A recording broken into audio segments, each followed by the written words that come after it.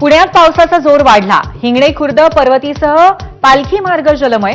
मुळा नदीजवळील मंदिर पाण्याखाली, तर पावसामुळे टिळक रस्त्यावरील सिग्नल पोल झुकला.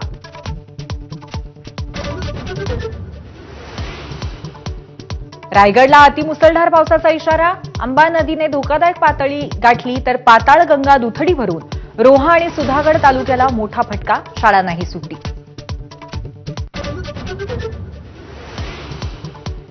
वर्धापन दिनाला ठाकरेंच्या शिवसेनेला मोठा धक्का. काल बैठकीला उपस्थित असलेले 2 नगरसेवक शिंदेंच्या शिवसेनेत प्रवेश करणार. शरद पवारांच्या राष्ट्रवादीचा एक नगरसेवकही शिंदेंच्या गळाला.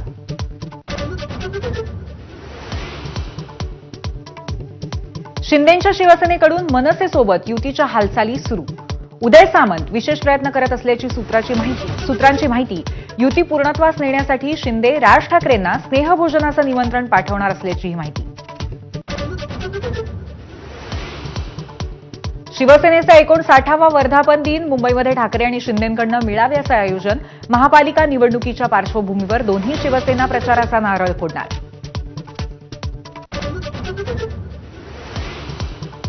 भंडाऱ्यामध्ये शिवसेना आमदार नरेंद्र भोंडेकर विरुद्ध भाजप आमदार परिणय फुकेंमध्ये वाद शिगेला.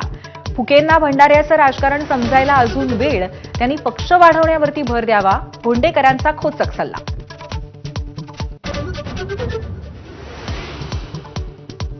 भाजपकडनं नाशिक महापालिका निवडणूक स्वबळावरती लढण्याची तयारी. स्थानिक पदाधिकाऱ्यांची प्रदेश कार्यकारिणीकडे मागणी. सध्या सुरू असलेल्या इन्कमिंगमुळे भाजपचा आत्मविश्वास वाढण्याची चर्चा.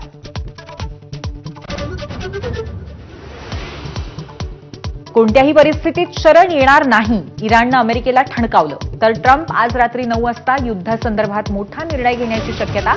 इस्रायल आणि भारताच्या लष्करी अधिकाऱ्यांचीही चर्चा.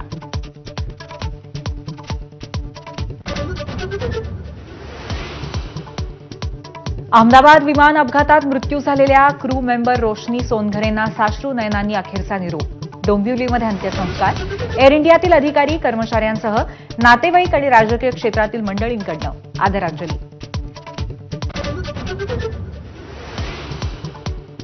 संतश्रेष्ठ ज्ञानेश्वर माऊलींची पालखी आज आळंदीतनं पंढरपूरच्या दिशेने प्रस्थान करणार. माऊलींच्या पालखी सोहळ्यासाठी Alankapuri. Headlines brought to you by